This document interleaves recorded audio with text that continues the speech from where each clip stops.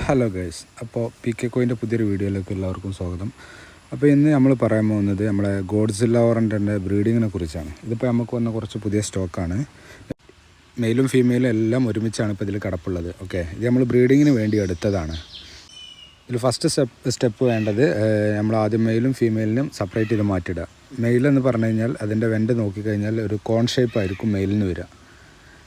പിന്നെ അതുപോലെ ഫീമെയിലിന് round type ആയിരിക്കും വരിക. അപ്പോൾ അവരെന്ത് ചെയ്യുക, മെയിലും ഫീമെയിലും സെപ്പറേറ്റ് മാറ്റിയിടുക. ഓക്കെ, ഒരു 1 വീക്കോളം മെയിലും ഫീമെയിലിനും സെപ്പറേറ്റ് മാറ്റിയിട്ട് കഴിഞ്ഞാൽ നമുക്ക് ബ്രീഡിങ്ങിന് ഏകദേശം സെറ്റാവുന്നതാണ്.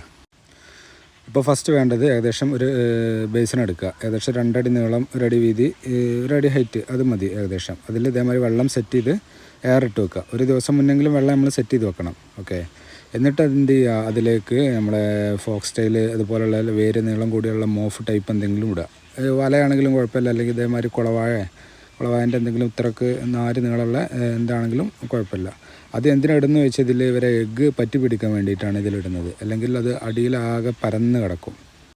കഴിയുന്നതും ബ്രീഡിങ് ചെയ്യാൻ ഉദ്ദേശിക്കുന്നതിൻ്റെ തലേ ദിവസം തന്നെ ഇതുപോലെ വെള്ളം സെറ്റ് ചെയ്ത് വെക്കും. അതിന് ശേഷമാണ് നമ്മൾ മാറ്റിയിട്ട മെയിലിനെ ഫസ്റ്റ് മെയിലിനെ ആഡ് ചെയ്ത് അതേമാതിരി രണ്ടാമത്തെ മെയിലിനെ ആഡ് ചെയ്ത് ഇത് 2 മെയിലാണ് വരുന്നത്. പിന്നെ എന്ത് ചെയ്യുക, മാറ്റിയിട്ട് ഫീമെയിലിനെ സെപ്പറേറ്റ് ചെയ്തിരുന്നു. അതിൽ നിന്നൊരു ഫീമെയിലിനെ എടുത്ത് അതും ഇതിൻ്റെ കൂടെ ആഡ് ചെയ്യുക. അങ്ങനെ പിറ്റേ ദിവസം തന്നെ ഏകദേശം എല്ലാം ബ്രീഡായിരുന്നു. ബ്രീഡായ വീഡിയോ നമുക്ക് എടുക്കാൻ കഴിഞ്ഞില്ല, കാരണം നമ്മൾ സ്ഥലത്തില്ലായിരുന്നു. അപ്പോൾ ഞങ്ങൾ 3 ദിവസം കഴിഞ്ഞിട്ടാണ് നമ്മൾ സ്ഥലത്തെത്തിയപ്പോൾ തന്നെ ഏകദേശം എഗ്ഗെല്ലാം ഹാച്ചായി വിരിഞ്ഞ് വന്നിരുന്നു. അങ്ങനെ 2 ദിവസം കഴിഞ്ഞ മുതൽക്ക് നമ്മൾ എഗ് യോക്ക് സ്റ്റാർട്ട് ചെയ്യാൻ തുടങ്ങി. ബ്രീഡ് ചെയ്ത് 2ാമത്തെ ദിവസമാണ് ഇത്, എഗ്ഗ് വിരിഞ്ഞതിൻ്റെ 2ാമത്തെ ദിവസം.